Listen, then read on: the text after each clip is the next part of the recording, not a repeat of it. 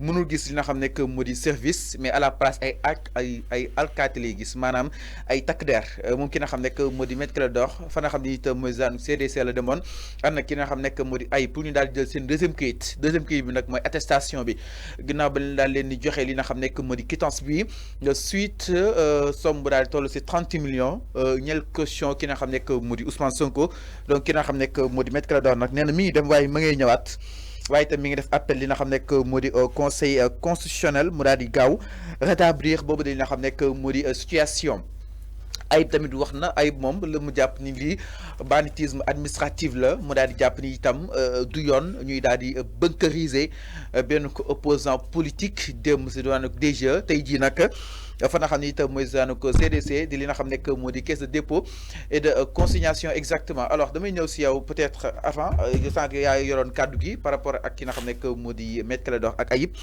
tey delluwaat nañ fa nga xam ni itam mooy zaanu CDC pour jëli seen ay li nga xam nekk moo di justement attestation mais notifié neen li nga xam nekk moo di justement bëggoon ne notifier cette décision de justice waaye gis ñu kenn gis ñu benn service ay alkaati leen gis à la place. alors si toutefois sax ñoom amuñu dëgg jàppoon ni était préférable quand même ay nit dalal leen wax leen qu'est-ce qu'il en est réellement moo gën ñu fay fekk ay alkaati. ouais mais normalement loolu la war a demee. parce que service public la. nee naa la administration yi ngay gis ni yëpp service public la maintenant bu fekkee nit ñëw na un citoyen sénégalais ñëw na ci service public boo xamante ne CDC pour nga jokko comment dire attestation parce que amoon na fa quittance mais ñoom ñu ñëw fekk fa ay alkaati on a l'impression comme si dañu nekk ci état policier la ñu nekk parce que li ñuy gis ni dañ koy faral di gis dans le roman policier buy lire un roman le roman policier da ngay gis ces genres de pratique alors que ñoom ñoo ne ñun Sénégal on est un pays démocratique fii ak yelleef nit ñi mu ngi jaar yoon parce que ñoom loolu la ñuy défendre ci l'international maintenant un opposant Ousmane Sonko boo xamante ne tey ñoom ñu ngi koy teree mu dugg ci le service public man dama jàpp ni ay waay yéen Sëñ Fallou gis nga booy bañal nit dara da ngay motiver décision boobu à travers soit justice wala papier administratif mais du policier ngay jël andi ay policier pour ñu baare ko dugg ci foo xamante ne moom am na droit dugg fa c'est pas loolu du dëkk droit du dëkk démocratie parce que il a dit en disant que ñun suñu démocratie dafa jël benn tournure extrême parce que extrémité boobu la ñuy bañ en dehors d'une démocratie ça devient de l'anarchie parce que lu ñuy gis ni on a l'impression qu'on est dans une dictature non bien sûr xam nga dëgg nga fi ay nit yu bëri naan cette dictature rampante est devenue une dictature maintenant avérée flagrant ñoom ñoo koy politicien da ngay opposition bi da ngay dégg chaque fois ñuy wax ces genres de mots on est dans une dictature rampante franchement finalement c'est devenu une flagrante. Mais est-ce que aujourd'hui l'histoire ne donne pas raison à ces politiciens là qui dit que ñoom dëkk jaay doole la parce que jaay doole weesul nit ñëw pour ut këyit ci administration nga jël ay policiers déployer ay policiers di ko baare man dama jàpp ni yow boo ñëwee le directeur de la place moom day ñëw wax ak yow ci njëkk ne la diw ñëw nga waaw toogal comme ni nga ko waxee sànq. ñu accueillir la dalal la ne la yow lan mooy sa taxawaay lan mooy sa tànk fii lan moo la fi indi. nga expliquer ñu ne la xaaral ñu vérifier mais yow diw de ñun mënuñu laa jox lii parce que lii ak lii ak lii. voilà une démocratie da ngay motiver tes mots da ngay modifier da ngay excusez-moi da ngay motiver c'est le refus. bu fekkee bañeen nga ma dara da nga koy motiver. ne ma diw boo gisee man daal da ñëw na CDC mënuma laay jox attestation. parce que yow kenn dugalu la ci fiche électorale. ba pare wane ko prouver ko. wala yow ministère de l'intérieur moo ma ne nii wala diw moo ma ne wala diw moo ma ne mais lan la ñuy lakkatoo suñu FDS yi suñu administrateurs yi lan la ñuy lakkatu daw di lakkatu ci policiers yi mais loolu mooy lakato nekk ci biir jël ay policiers barré bu mu kenn dugg fii. loolu mooy lakato. mais est-ce que ils ont des arguments concordants? Voilà le défaut. Est-ce que ils ont des voilà le défaut à proposer? Voilà voilà Serigne Fallou xam nga voilà le défaut et l'incohérence. xam nga bu ñu la joxee administration ñu ne la yow yaay kilifa gi fii yow yaa koy jiite da ngay matt kilifa. da ngay matt kilifa mooy maanaam.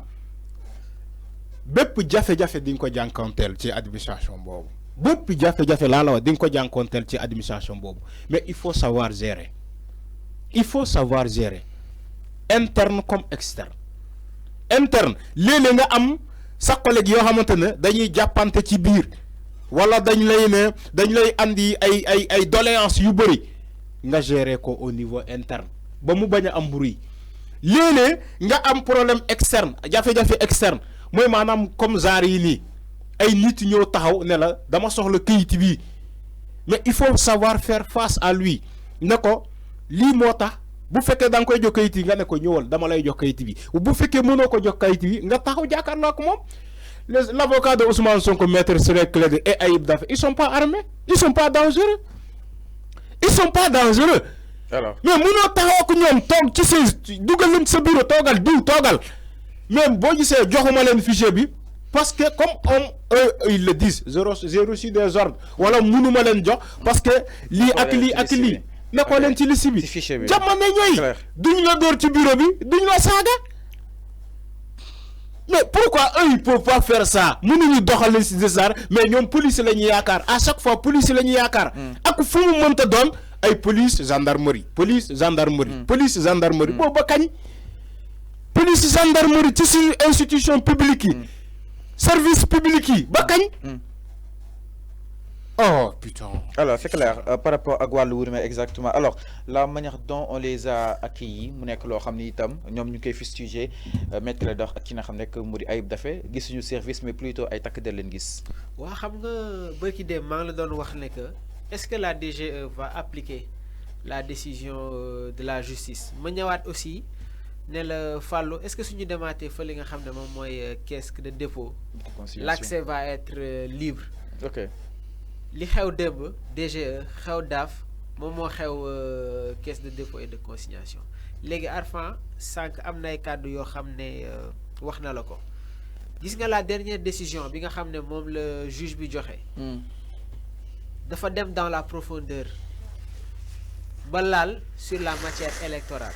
ci ordonnance bi léegi nag su fekkee suñu structure yi dañuy refuser il doit y avoir li nga xamante ne moom mooy argument c'est-à-dire ñu motiver leur axe maanaam ñoom tànk yi ñu nekkee ni il faut que mu am une motivation loolu la Arfan wax ne genre suñu ñëwee war nañ leen dalal ah yéen de ñëw ngeen fi mais li moo tax mënuñu leen jox lii il faut motiver les actes. Okay. Mais su fekkee yow tey jii nii dem nga ci structure ñu teg fa des forces de défense et de sécurité nga demaat feneen ñu def la même chose on n'est plus dans un état de droit. Parce que tout simplement un état de droit ne fonctionne pas ci processus bii nii. Okay. Léegi nag loolu c'est la première grille d'analyse. Dans la deuxième grille d'analyse. En droit administratif Arfan peut-être que dina xam lu may wax en droit administratif am na lu ñuy woowee la théorie de la défaillance étatique. Et c'est ce qui se passe actuellement dans ce pays. Parce que les deux décisions qui ont été rendues par les tribunaux n'ont pas été appliquées. Donc dès lors il y a ce refus-là. Aujourd'hui le pouvoir exécutif est en train de défier le pouvoir judiciaire. Okay.